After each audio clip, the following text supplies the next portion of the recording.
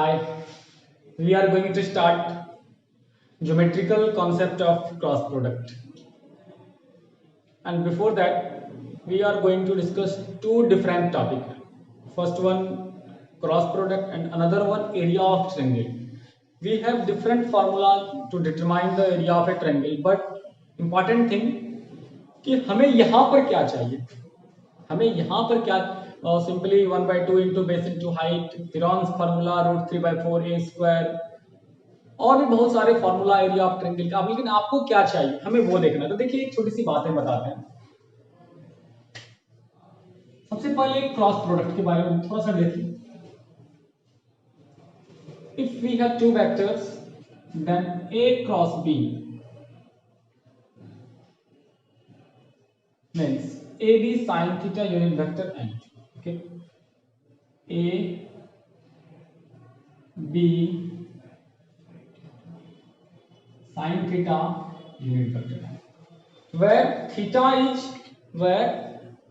is angle between a and b and n is the unit vector which is perpendicular to a and b both and which shows the direction of cross product. Okay, now geometrical concept, geometrical मतलब हुआ कि आप इसको figure से कैसे समझा सकते हैं, ग्राफ के माध्यम से कैसे समझा सकते हैं, किसी भी ज्योमेट्रिकल कॉन्सेप्ट किसी भी ज्योमेट्रिकल फिगर का रिलेट कर सकते हैं उसमें से, फिर ये आपको समझाना है। तो आज हम पहले देखिए बात करते हैं ट्रायंगल्स की।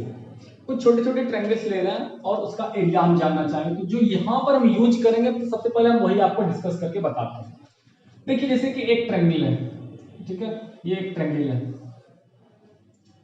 and this one considered as A and this one considered as B. Suppose कर लीजिए कि ये आपका A है और वो आपका B है। थोड़ी देर समझ लीजिए कि ये क्या है, आपका A है और ये आपका क्या है, B है, और ये क्या है, ये एंगल क्या है, थीटा है। तो अब यदि कोई पूछे कि बताइए इस ट्रायंगल का एरिया कितना होगा, तो क्या बताइएगा।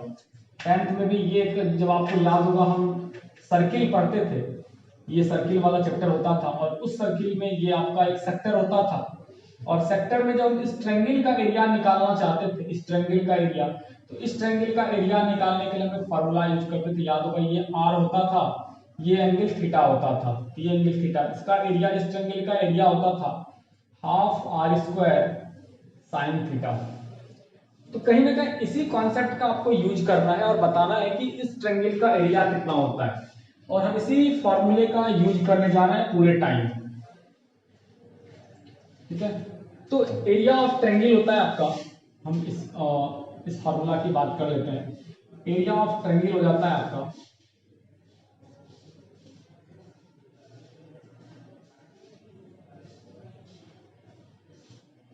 Half AB sin theta. Area of triangle क्या हो जाता है, half AB sin theta. First thing, A cross B का फार्मूला क्या होता है, AB sin थीटा यूनिट वेक्टर है। Second thing, area of triangle is two adjacent sides A and B given and theta angle between them. Then the area of triangle is taken as 1/2 AB sin theta. एक चीज और जो सबसे important चीज है, हम बात करने जा रहे हैं पैरेललोग्राम की। देखिए हम जो जो चीज यूज करेंगे उसको पहले डिस्कस करते हैं। एक पैरेललोग्राम की हम बात करने जा रहे हैं।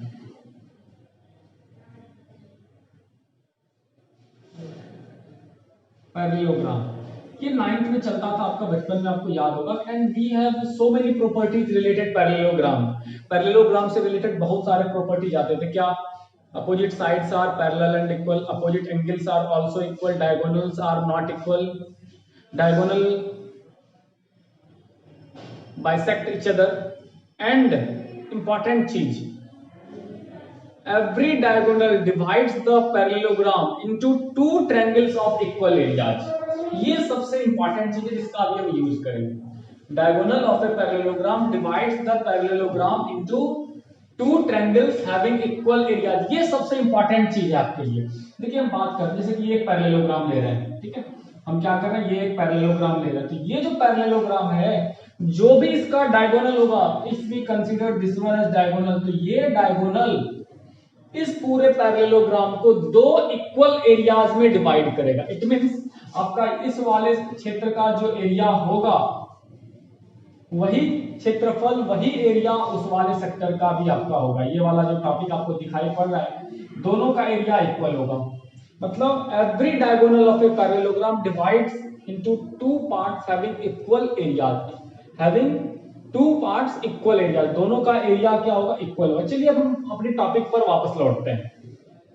ठीक है, सबसे पहले हम क्या करते हैं, एक पैरेललोग्राम बनाते हैं। सबसे पहले हम क्या करते हैं, एक पैरेललोग्राम बनाते हैं। देखिए,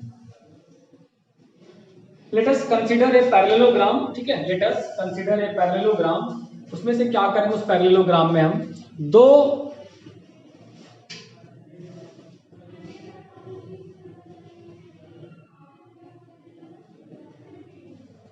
क्योंकि यहां पर हम क्या करने जा रहे हैं, हम एक पैरेललोग्राम कंसीडर करने जा रहे हैं। Let us consider a parallelogram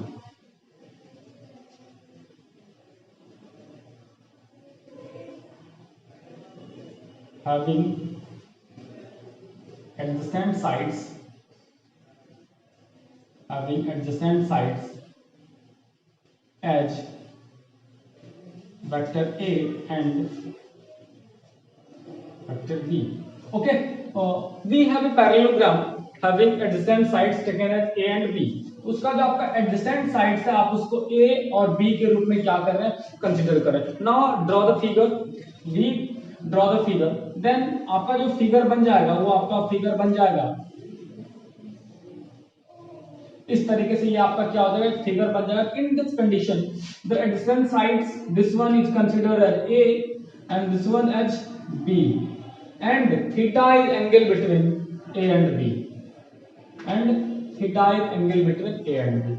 तो अब हम यहाँ पर जो बात करने जा रहे हैं, आप इन बातों को समझेंगे कि if we want to find area of, if we want find area of, देखिए थोड़ा सा इसमें हम ABCD का यूज कर लेते हैं। ठीक है, यहाँ पर A कंसीडर कर लीजिए, यहाँ पर B कंसीडर कर लीजिए, ये पॉइंट आप C कंसीडर कर लीजिए, और ये पॉइंट आप क्या कर लीजिए, D कंसीडर कर लीजिए। ठीक है, तो एट फर्स्ट हम क्या कर लेते हैं, आप यहाँ पर से जो सबसे पहला पॉइंट हम यूज करने जा रहे हैं क्या, कि हम क्या करते हैं, इसका एरिया निकालते हैं। हम क्या करते हैं, इस चीजों का एरिया निकालते हैं। तो देखिए, तो आप ही बताएंगे आप लोग सभी कि area of triangle A B D क्या होना चाहिए।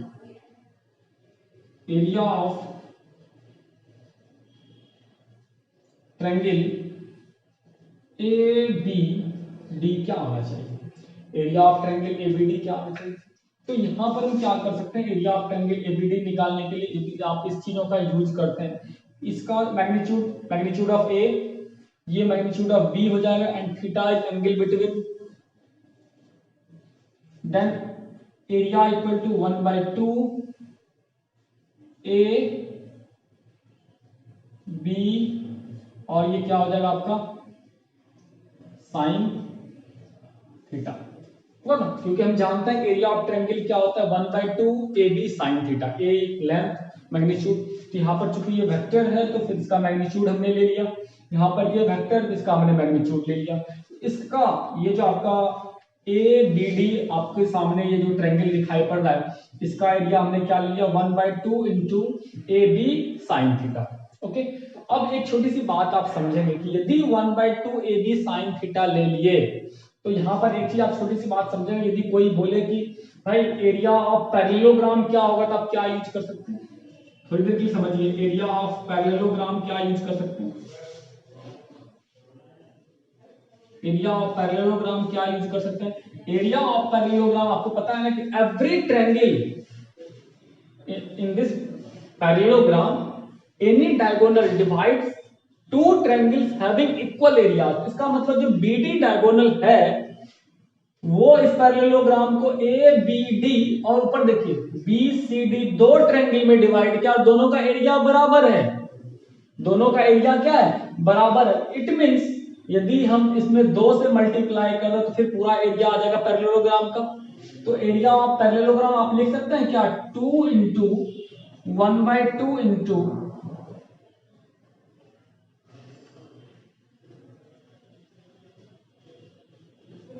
ए बी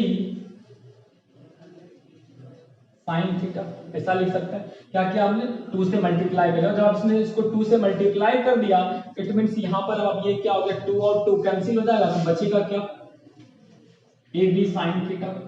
ए बी आपका ये फाइनली 2 और 2 कैंसिल हो जाएगा, तो बचेगा क्या, ए बी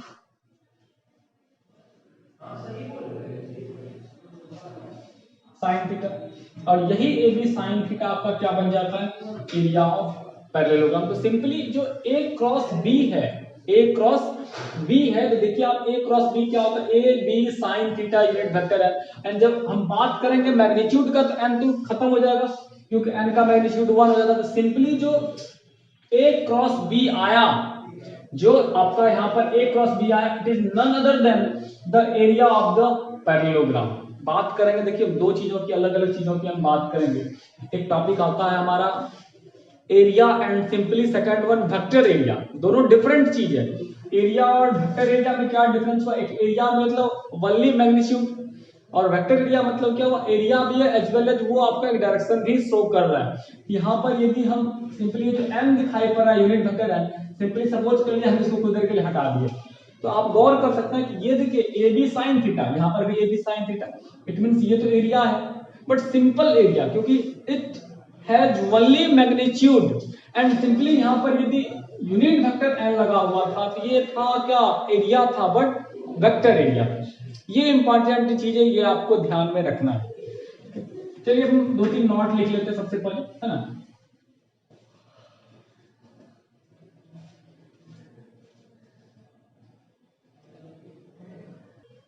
चलिए जितने सारे चीजों को हमने अभी पढ़ा उन सारी चीजों को बिल्कुल शॉर्टकट में फिर से एक बार रिमेंबर पॉइंट के रूप में लिख लेते हैं कि क्या क्या हमने अभी डिस्कशन किया।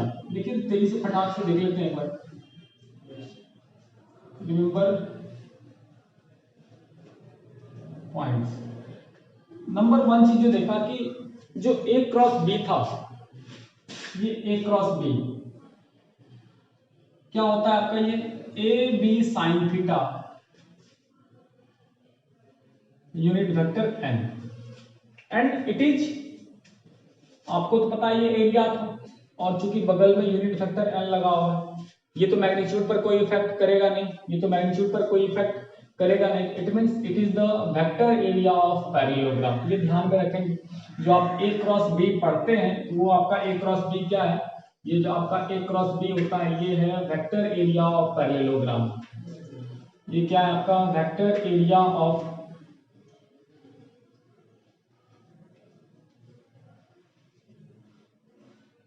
पैरेललोग्राम। नंबर 2 की बात करते हैं simply, but when we talk about its magnitude then a cross b, यदि हम सिंपली इसकी बात करते हैं और इसका यदि आप मैग्नीट्यूड ले लेते हैं, it is only the area of parallelogram. It is only the area of parallelogram.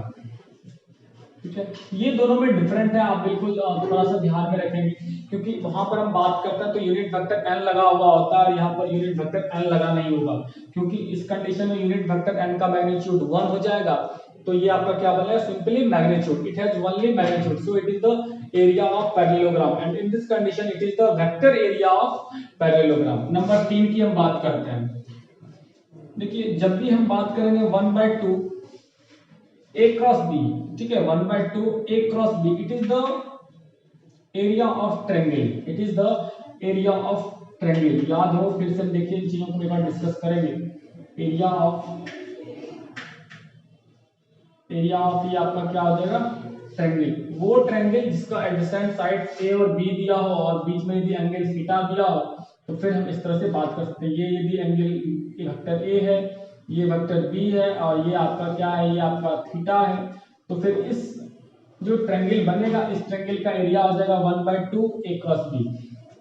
It is the vector area of triangle. थोड़ी सी यहाँ पर ध्यान दे देंगे आपको, ये आपका क्या हो गया, वेक्टर एरिया ऑफ ट्रायंगल हो गया। एंड सिंपली जब हम इसका मैग्नीट्यूड ले लेंगे 1/2 ए क्रॉस बी, ठीक है, हम इसका जब मैग्नीट्यूड ले लेंगे 1/2 a cross b, it is, ये क्या हो जाएगा आपका एरिया ऑफ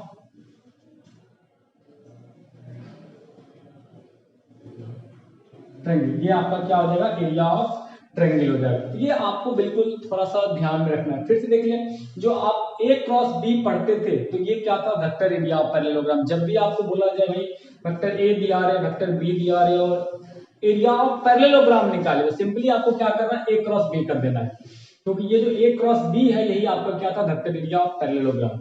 और मैग्नीट्यूड ले लेते हैं, फिर वो आपका सिंपल एरिया बन गया, और 1/2 लगा देते हैं तो फिर आपका ये क्या बन जाएगा, 1/2 लगा देंगे तो फिर 1/2 लगाने पे ये एरिया ऑफ ट्रायंगल बन जाएगा। ये आपका क्या बन जाएगा, वेक्टर एरिया ऑफ ट्रायंगल बन जाएगा। और यदि हम मैग्नीट्यूड लगा देंगे, मॉड लगा देंगे, तो फिर ये आपका क्या हो जाएगा, आपका एरिया ऑफ सिंपल ट्रायंगल, क्योंकि ये आपका वनली मैग्नीट्यूड देगा, it has no any direction, no any vector.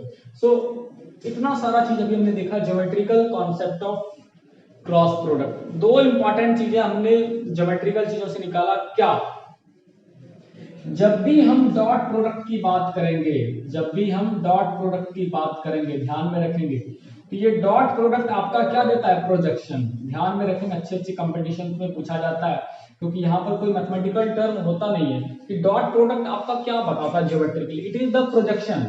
And दूसरा टॉपिक हमने क्या बोला कि क्रॉस प्रोडक्ट आपका क्या बताता है, तो आप क्रॉस प्रोडक्ट को क्या बोलेंगे, एरिया। ये दो चीजें हैं जिनका आप ख्याल रखेंगे कि डॉट प्रोडक्ट आपका क्या बताता है, प्रोजेक्शन, एंड क्रॉस प्रोडक्ट आपका क्या बताता है, एरिया ऑफ पैरेललोग्राम। इन बातों का आपको क्या करना है, ख्याल रखना। सिंपली जब भी आपको एरिया ऑफ पैरेललोग्राम निकालने आए तो ए क्रॉस बी कर दीजिएगा, ट्रायंगल निकालने आए तो 1/2 ए क्रॉस बी कर देंगे। इस तरह से आपका एरिया ऑफ पैरेललोग्राम और एरिया ऑफ ट्रायंगल निकल जाएगा। ओके, चलिए शुरू करें। देखिए एक क्वेश्चन हमने लिया हुआ है, find the area of triangle, जिसका 3 वर्टिसेस दिया हुआ A B and C, and we have to find the area. सबसे पहले देखिए हमने क्या करना था, एक ट्रायंगल था एबीसी, एक ट्रायंगल था एबीसी 1 1 2, बी का कोऑर्डिनेट है 2 3 5 और सी का कोऑर्डिनेट है 1 5 5। ठीक है, ए का कोऑर्डिनेट क्या हो गया 1 1 2, बी का कोऑर्डिनेट 2 3 5 और सी का कोऑर्डिनेट 1 5 5। ये 3 वर्टिसेस दिया हुआ है and we have to find the area of triangle. हमें एरिया ऑफ ट्रायंगल निकालना है। तो देखिए इन बातों पर अभी हम डिस्कशन कर लेते हैं एक बार कि क्या हम कर सकते हैं यहाँ पर।